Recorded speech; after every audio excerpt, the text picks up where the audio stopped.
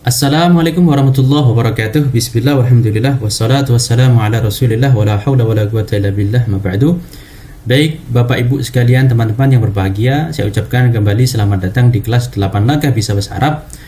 Tapi Bapak Ibu sekalian, di video kali ini saya akan sedikit menerangkan peta konsep kelas 8 langkah bisa bahasa Arab. Jadi seperti yang kami infokan di sebelumnya atau dengan judul iklan kami, dengan dalam 8 langkah ini Anda bisa bahasa Arab dengan mudah. Nah, apa saja 8 langkah tersebut kita akan jelaskan di sini. Tentu disclaimer juga di sini, ketika Anda mengikuti kelas ini tidak serta-merta Anda daftar terus menyimak terus langsung bisa gitu. Nah, harus ada tahapan selanjutnya. Nah, tahapan selanjutnya itu adalah yang ditentukan oleh Bapak Ibu sekalian, yaitu kesungguhan dan keseriusan untuk bisa. Nah, bagaimana keseriusan tersebut? Yaitu dengan mengikuti kelas ini dengan seksama, mengikuti materi tiap materi, kemudian mengerjakan tugasnya, kemudian tidak malu untuk bertanya. Nah, baru nanti kita akan menemui hasilnya atau kita bisa evaluasi dengan maksimal. Baik, agar tidak bingung dengan pelajaran atau kelas yang akan kita ikuti di kelas ini, maka sedikit saya akan jelaskan tentang peta konsep dari kelas 8 langkah bisa bahasa Arab. Jadi 8 langkah itu apa saja sih? 8 langkah itu apa saja yang akan kita pelajari di sini? Jadi 8 langkah tersebut atau rumus tersebut adalah yaitu bab-bab yang pokok yang ada di ilmu bahasa Arab atau khususnya ilmu nahwu ataupun sorof. Nah, bab pokok ini sengaja saya kumpulkan atau saya bahas secara global, secara terperinci, ya, tidak secara global sih, secara terperinci dengan detail. Agar apa? Agar Bapak Ibu sekalian atau kita semuanya memiliki pemikiran atau wawasan yang luas tentang bab tersebut. Nah, 8 langkah tersebut adalah yang pertama diawali dengan istifham. Istifham itu kata tanya. Ini daftar isinya ini sudah ada di buku masing-masing ya. Yang pertama adalah istifham, yang kedua adalah dhamir, yang ketiga adalah isim, fiil dan huruf. Kemudian yang keempat adalah mudzakkar dan muannats. Yang langkah yang kelima adalah isim-isim yang ada dalam bahasa Arab. Kemudian yang keenam adalah fi'il-fi'li yang ada di dalam bahasa Arab. Kemudian yang ketujuh, langkah ketujuh adalah jumlah fi'liyah dan jumlah ismiyah. Langkah kedelapan adalah kalimat aktif dan kalimat pasif. Jadi ini 8 langkah yang mana kalau memang kita ingin paham atau ingin bahasa Arab dengan mantap, ya, bahasa Arab itu mungkin kita semuanya bisa bahasa Arab, cuma ada yang bahasa Arabnya biasa, ada yang bahasa Arabnya mantap, ada yang bahasa Arabnya percaya diri karena paham kaidahnya atau paham metodenya atau paham alurnya. Nah, itu yang kita inginkan. Jadi di kelas ini Bapak Ibu sekalian, sedikit saya ingin menyampaikan bahwasanya kelas kita ini adalah bagaimana kita bisa improvisasi di dalam berbahasa Arab. Jadi bukan hanya sekedar kita membaca kemudian melafatkan, nanti memang itu ada di kelas ini. Kita akan praktek, ada contoh-contoh percakapan, kemudian praktek contoh berbicara, itu ada. Cuma kita ingin lebih dari itu, yaitu Bapak Ibu sekalian bisa improvisasi, paham kaidahnya sehingga mampu untuk mengarang atau merangkai bahasa Arab sendiri sesuai kaidah yang diajarkan. Nah, itu yang kami inginkan. Jadi ketika Bapak Ibu sekalian misalnya lupa atau tidak hafal dengan latihan percakapan yang sudah dihafalkan, nah Bapak Ibu sekalian itu sudah punya kaidahnya sehingga bisa praktek langsung. Misalnya contoh, Bapak Ibu sekalian pergi umroh atau pergi haji, kemudian ketika berada di Makkah atau di Madinah, Bapak Ibu sekalian ingin masuk ke toko atau pergi ke restoran, ingin bertanya dengan pertanyaan yang sederhana tentang makanan atau tentang minyak wangi ataupun tentang mukena. Nah, Bapak Ibu sekalian bisa bertanya dengan bahasa Arab yang ringan-ringan sesuai dengan kaidah yang diajarkan di sini, yang bisa Bapak Ibu praktekkan nanti. Tapi 8 langkah ini, kenapa kok 8 langkah ini? Saya akan jelaskan habis ini ya. Kenapa kok 8 langkah ini? Oke, kita ke slide selanjutnya. Jadi Bapak Ibu sekalian, lafadz Arab, oke, fokus ke tengah dulu ya, ke lafadz Arab. Lafadz Arab itu Bapak Ibu sekalian, kalau kita analisis atau kita perinci, nanti akan memiliki unsur-unsur yang 8 ini, oke? Atau unsur-unsur yang ada di sekitarnya, oke? Mulai angka nanti di skip dulu ya nomor 1 karena istifham itu di luar dari lafadz Arab, tidak begitu ada hubungannya, sangat hubungan dengan lafadz Arab ini. Memang istifham penting, tapi maksudnya tidak punya hubungan langsung. Memang ada hubungan, tapi tidak ada hubungan langsung. Taib. Kita skip dulu nomor 1 atau langkah 1. Kemudian kita akan ke langkah 2, yaitu lafadz Arab, orang Arab atau lafadz Arab itu pasti memiliki domir, atau domir itu kata ganti. Apakah itu orang pertama, atau orang kedua laki-laki, atau orang kedua perempuan, atau orang pertama laki-laki, atau orang pertama perempuan. Nah, itu namanya domir. Ya, itu di bahasa Arab itu ada, dan itu harus difahami kalau kita memang ingin paham bahasa Arab. Baik.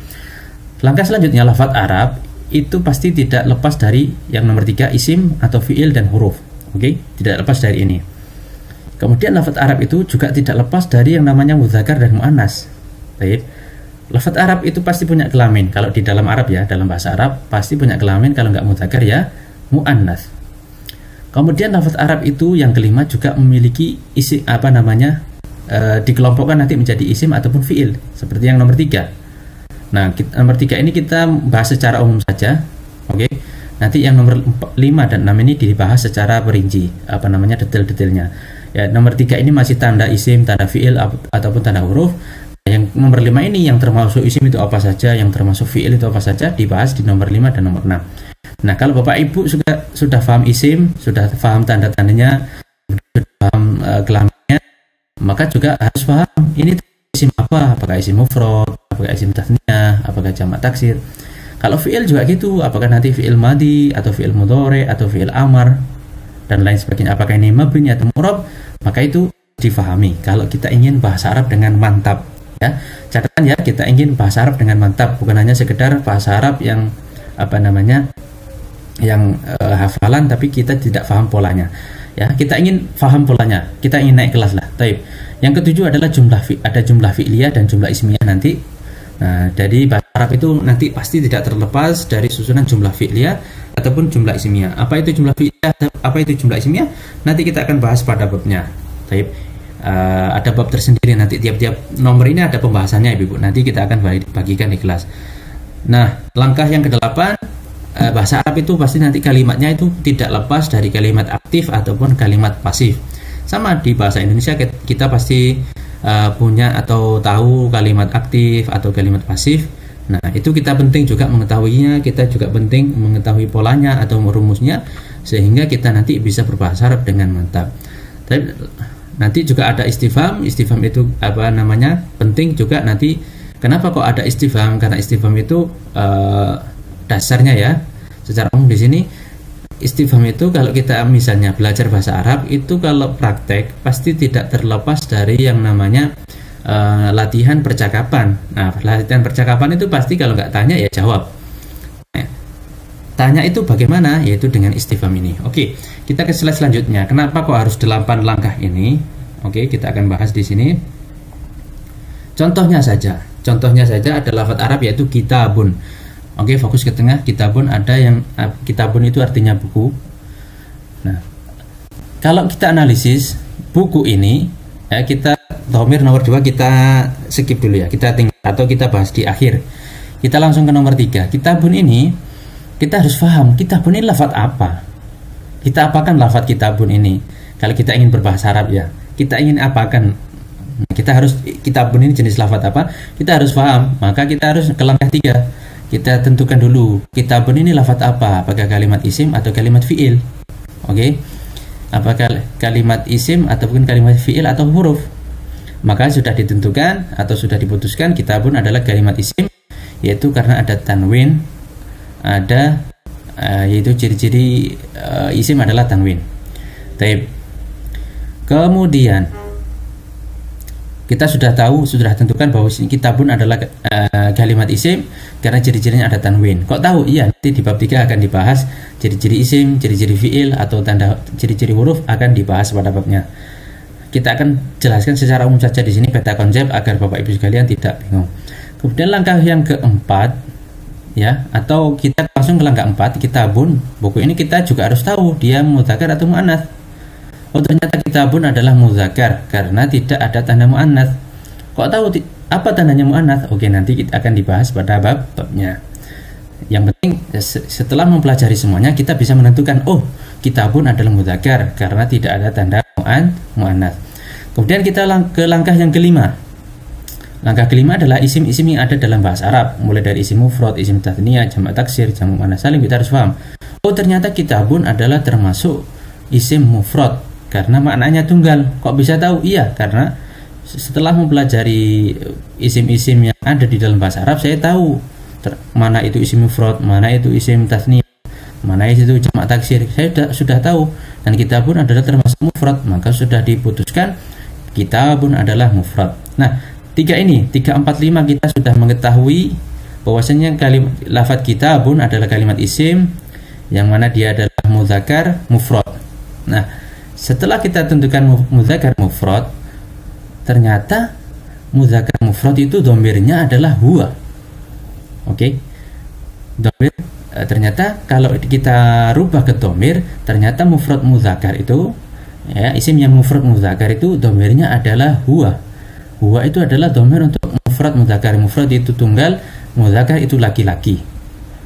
Oh, bukan hanya huwa, ternyata iyahu. Kok tahu? Iya, nanti akan dibahas di bab dhamir. Ternyata dhamir itu ada dhamir munfasil, ada dhamir muttasil. Kemudian ada dhamir munfasil posisi rafa, ada dhamir muttasil posisi dhamir munfasil posisi nasab. Ada bihi juga, ada dhamir muttasil posisi jar misalnya. Nah, ini akan dibahas pada bab dhamir. Ternyata dhamir itu ada macam-macam, dan ternyata kitabun itu memiliki banyak bentuk dhamir. Kalau rafa dia huwa, kalau nasab dia pakai iyahu, kalau jar dia pakai bihi. Bentuknya seperti ini. Nah, setelah kita tentukan, maka nanti kenapa kok tidak bahas nomor 6? Ya karena kitabun isim, dia bukan fiil, maka kita skip fiilnya. Kemudian nanti kalau sudah tahu seperti ini, sudah bisa seperti ini, maka ada jumlah fi'liyah dan jumlah ismiyah. Kita bisa membuat lafadz atau membuat kalimat, susunan kalimat dengan lafadz kitabun. Bahwasanya kita bisa membuat apakah itu nanti kita ingin membuat jumlah fi'liyah ataupun jumlah ismiyah, nanti ada aturannya. Seperti saqatul kitabu adalah jumlah fi'liyah. Karena kenapa? Karena diawali dengan fi'il. Kemudian yang bawahnya adalah hadza kitabun, maka ini adalah jumlah ismiyah. Nanti juga ada aturannya. Kapan aturannya khobar itu apa? Aturannya mubtada itu apa? Kemudian alkitabu itu disebut dengan apa? Nanti akan ada aturannya. Kita harus paham juga agar kita tidak salah dalam menentukan apakah itu menjadi subjek ataupun menjadi objek.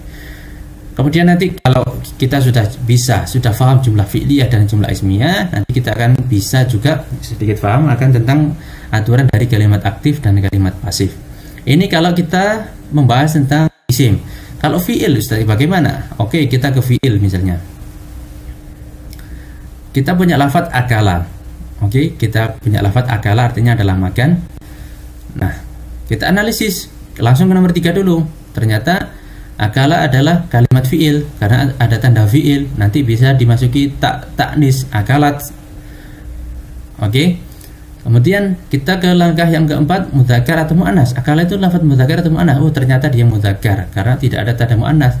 Kalau dia muannats, maka nanti ada ta'nisnya di situ. Baik. Kita sudah bisa tahu kalau dia fi'il mudzakkar. Kita ke nomor 5 apa enggak? Oh enggak, ternyata karena akala bukan isim. Nomor 5 itu membahas khusus isim. Kita langsung ke nomor 6. Oh, setelah mempelajari bab 6, saya jadi tahu kalau ternyata akala itu adalah fi'il madi dan dia tunggal bentuknya. Maka fi'il madi yang mudzakkar yang tunggal, ya, fi'il madi yang mudzakkar yang tunggal itu ternyata bentuk dhamirnya adalah huwa. Maka nanti dhamir huwa kita bisa membuat akala atau yakulu.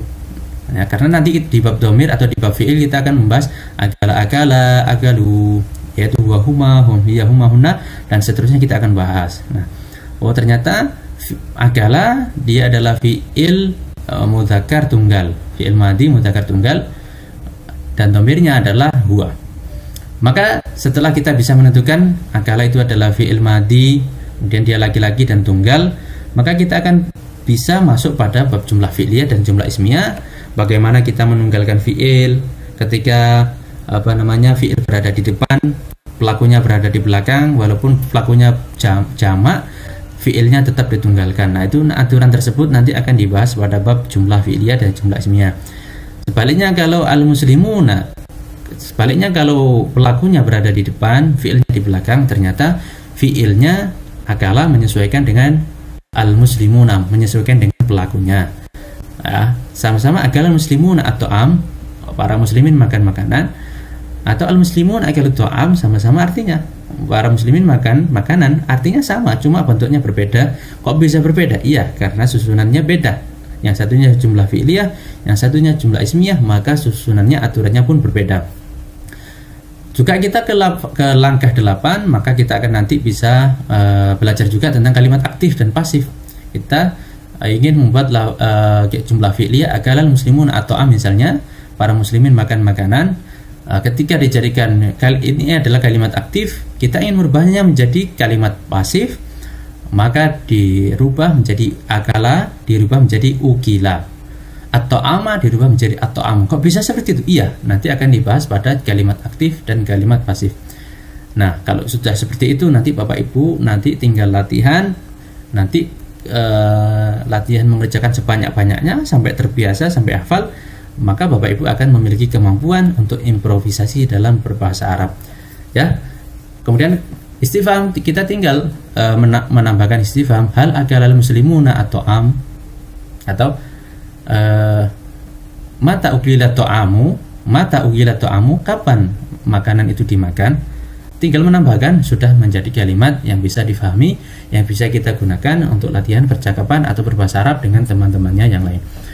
Baik Bapak Ibu sekalian, itu tadi peta konsep kelas 8 langkah bisa bahasa Arab. Ini adalah roadmap kita, ini adalah gambaran umum dari pembelajaran kita. Jadi sekali lagi, tidak serta-merta 8 langkah ini langsung ketika Anda menyimaknya dengan santai-santai langsung bisa. Enggak, memang harus latihan. Ya, cuma 8 ini kalau bisa dikuasai di luar kepala agar Bapak Ibu terbiasa. Pertama, nanti saya buatkan template-nya atau template seperti ini. Pertama untuk latihan menganalisis, ya, nanti ada di tengah itu nanti akan saya kosongi, saya bagikan untuk Bapak Ibu latihan menganalisis. Ya, ketika Bapak Ibu sudah menganalisis apa saja yang harus dianalisis, insya Allah bahasa Arab akan meningkat.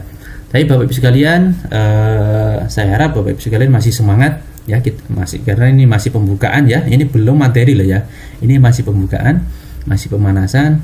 Semoga kita nanti diberikan kelancaran oleh Allah Subhanahu Wa Taala. Saya mohon dijaga kesemangatnya, kemudian keseriusannya, kesungguhannya, kemudian jangan sungkan untuk bertanya. Kalau ada kesulitan silakan bertanya, kemudian jangan sungkan untuk mengkoreksi kalau ada yang salah, misalnya silakan dikoreksi ya. Atau jangan sungkan untuk latihan atau memperbanyak latihan, silakan di share di grup ataupun dikerjakan di buku, silakan dihafalkan materinya juga ya. Itu materi cuma sedikit Bapak Ibu sekalian dibandingkan ilmu nahwu atau jurumiyah yang babnya sangat banyak sekali. Materi yang kita pegang di depan, yang ada di depan kita itu sangat sedikit sekali, tapi kita ingin, walaupun sedikit, kita ingin memaksimalkan. Baik, semoga kita selalu diberikan lindungan oleh Allah, diberikan taufik dan hidayah dan pertolongan sehingga kita bisa menuntaskan pembelajaran pada kelas hari ini atau kelas ini dengan lancar. Amin Allahumma amin. Akhir kalam, wallahu a'lam bishawab. Sallallahu alaihi wasallam wa ala alihi wasallam. Wassalamualaikum warahmatullahi wabarakatuh.